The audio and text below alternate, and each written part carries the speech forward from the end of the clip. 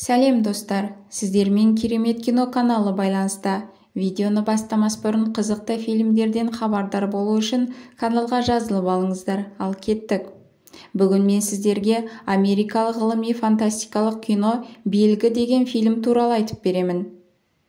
Қазір 1959 жыл. Люсинда атты кішкене қыз үзіліс кезінде ойнап жатқан балалардан алыс тұр. Ол бір дауыстарды естиді. Үзіліс аяқталып, Тейлор ханым балаларды сыныпқа шақырады. Люсинданы бірнеше рет шақырады, себебі ол орнынан қозғалмайды. Кейінірек Тейлор ханым оқушыларға ертең ашылу салтанаты болатынын естеріне түсіреді. Ол конкурста балалар болашақты қалай елестететіндігі жөнінде сурет салулары керек. Балалар қойғаны суреттерін сала бастайды. Тек Люсинда басында болып жатқан дауыстар оған парақты сандар мен уақыт белгілеріне толтыруды бұйырады. Уақыт аяқталды, ол соңғы сандарды жазып үлгермеді. Мұғалім суреттерді жинап алды және суреттерді 50 жылдан кейін ашылатын уақыт капсуласына салып қойды. Келесі күні мектеп директоры барлығын уақыт капсуласының 50 жылға көмілуінің мерейтойымен құттықтайды. Мерекелік шара аяқталған соң Тейлор ханым Люсинданың жоғалып кеткендігін көреді. Барлық мұғалімдер іздей бастайды. Тейлор ханым жертөреге түседі. Ол жақтан бір дауыстарды естиді. Есікті ашқан сәтте қолы қанға боялған Люсинданы тауып алады. Ол есікке тырнақтарымен бір нәрселерді сызып тастапты. Ол бағанағы жазып үлгермеген сандар еді.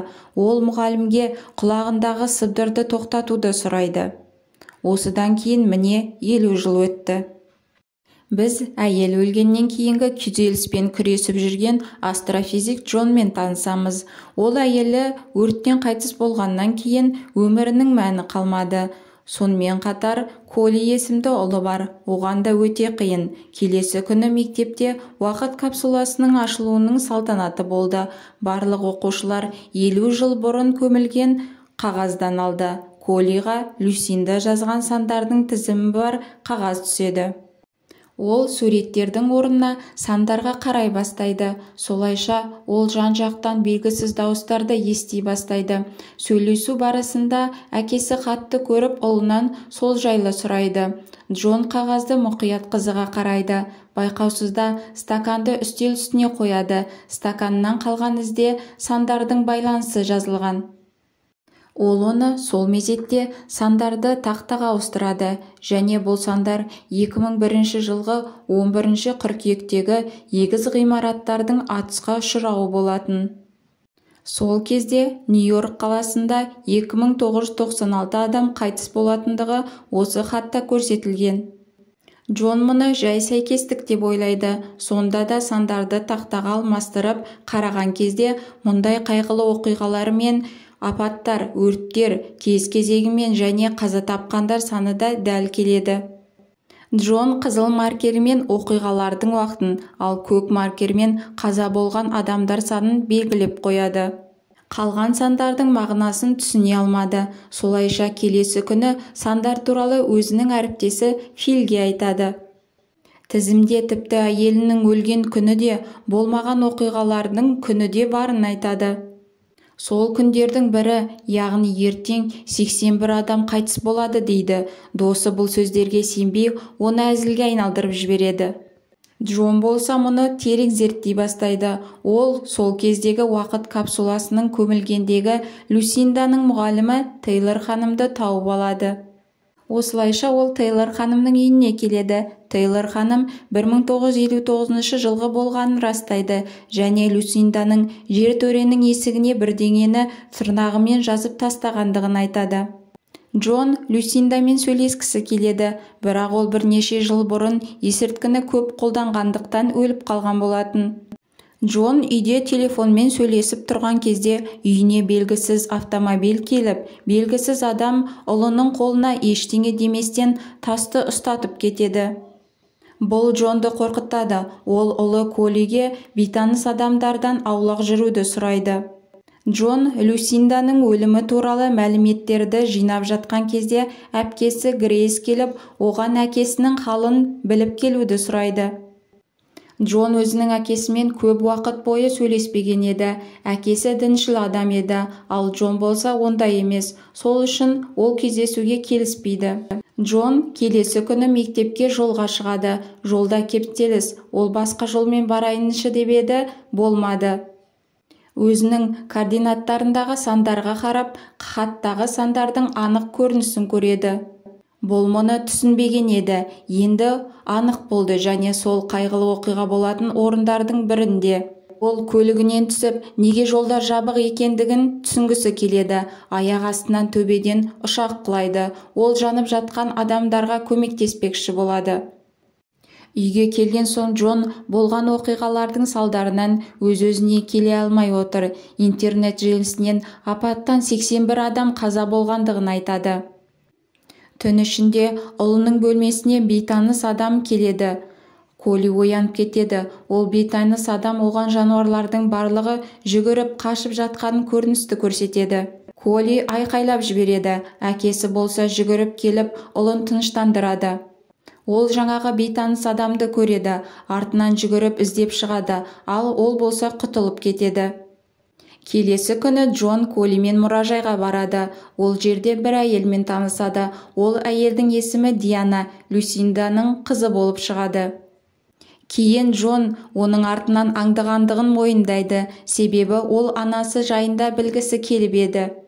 Диана болса оған ренжіп қалады. Джон оған анасының жазғандары орындалғандығын және оған оның көмегі қажет екендігін түсіндіреді. Себебі келесі қайғылы жағдай 3 күннен кейін болатынын және 30 адам қаза табатындығын айтады. Джон үйде жаңалықтардан теракт жөнінде естіп қалады.